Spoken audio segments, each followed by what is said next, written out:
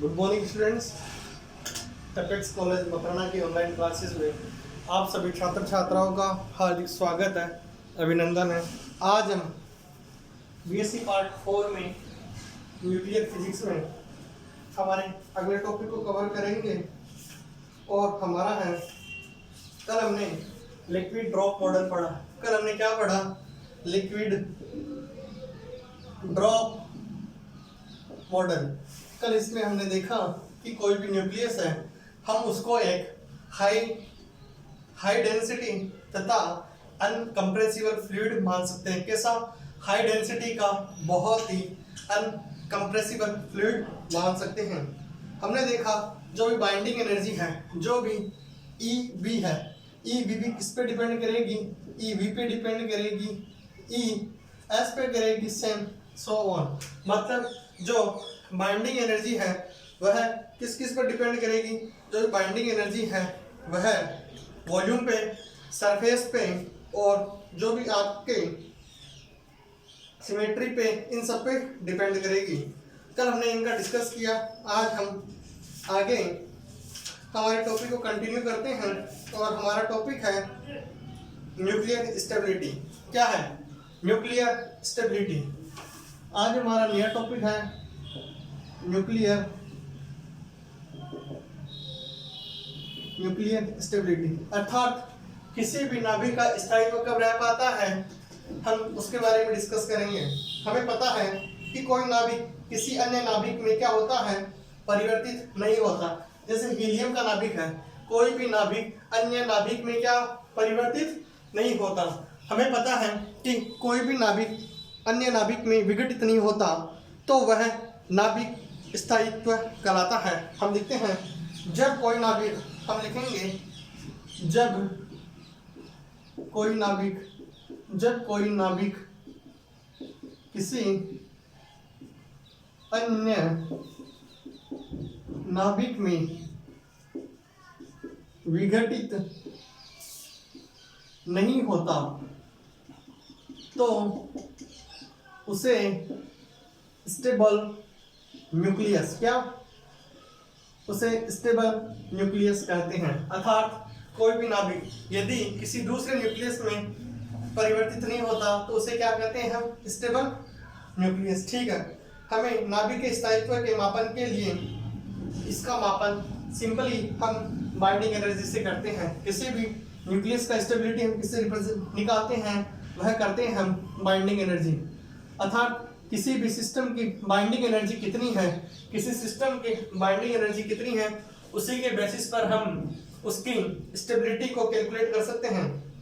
हम नाभिक की बंधन ऊर्जा जितनी अधिक होगी, अर्थात जितनी बाइंडिंग एनर्जी ज्यादा होगी, वह उतना ही क्या होगा? स्टेबल होगा। क्या होगा? कोई नाभिक में जितनी उसकी बाइंडिंग एनर्जी होगी वह उतना ही क्या होगा? स्टेबल होगा।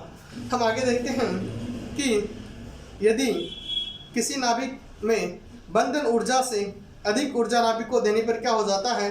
नाभिक का विखंडन संभव हो सकता है।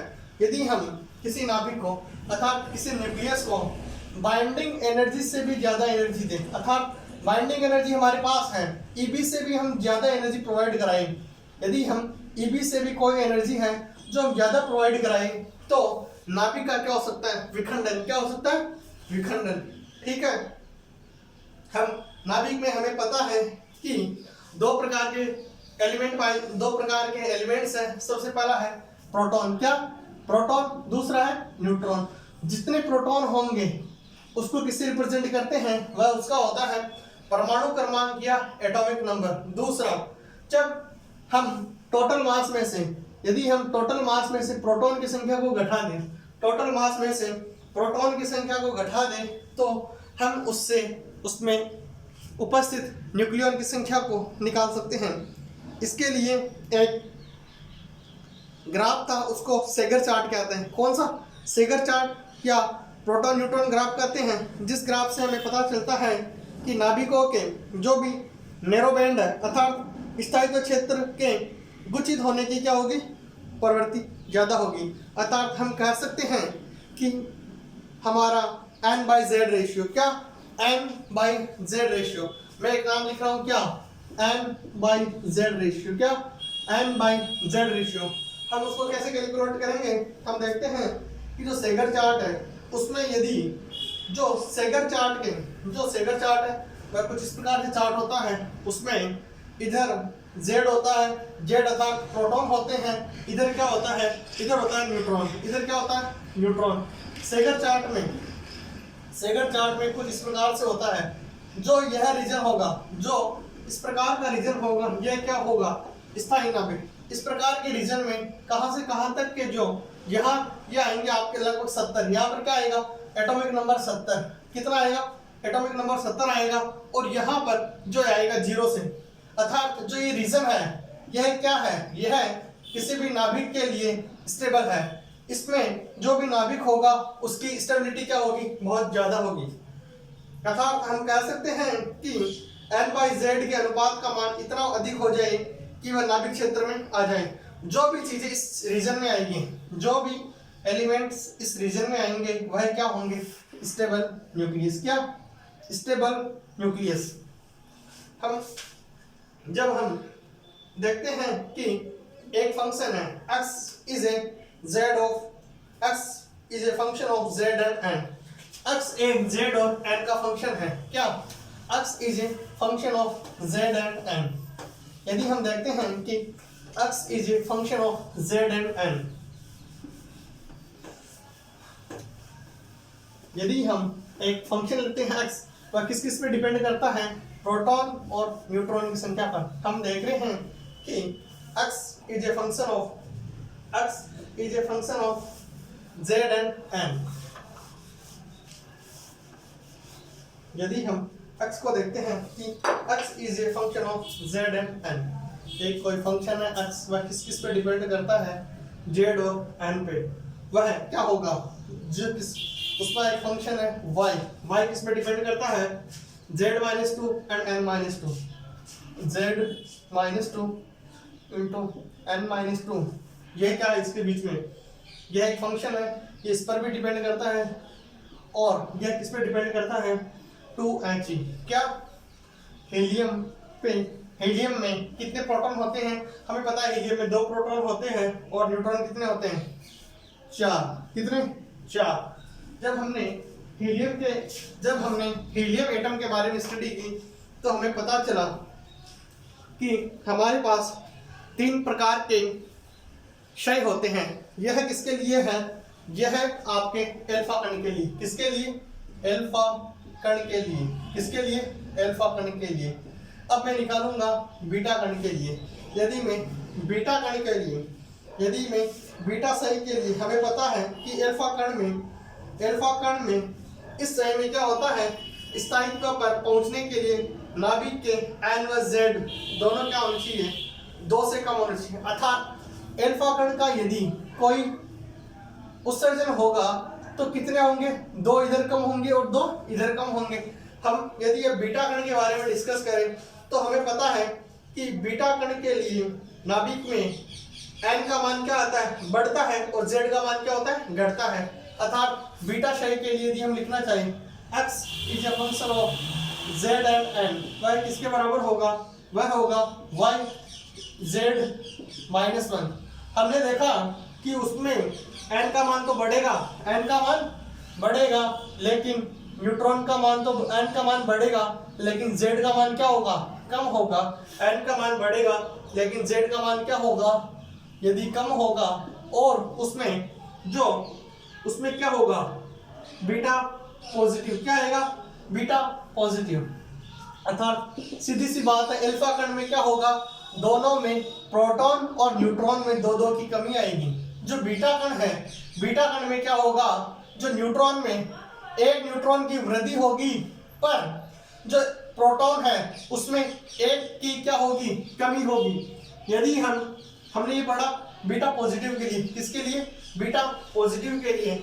यदि मैं बीटा नेगेटिव के लिए लूं, किसके लिए, बीटा नेगेटिव के लिए, तो इसका जस्ट उल्टा हो जाएगा, x is a function of z and n।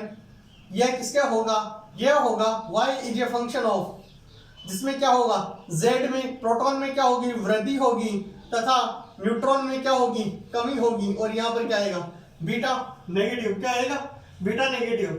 अर्थात इस प्रकार हमने जो नाभिकों को हम 3 प्रकार के डीके में डिवाइड कर सकते हैं, जैसा कि सेगर चार्ट में दर्शाया है। सबसे पहला है अल्फा, दूसरा बीटा, दूसरा बीटा नेगेटिव।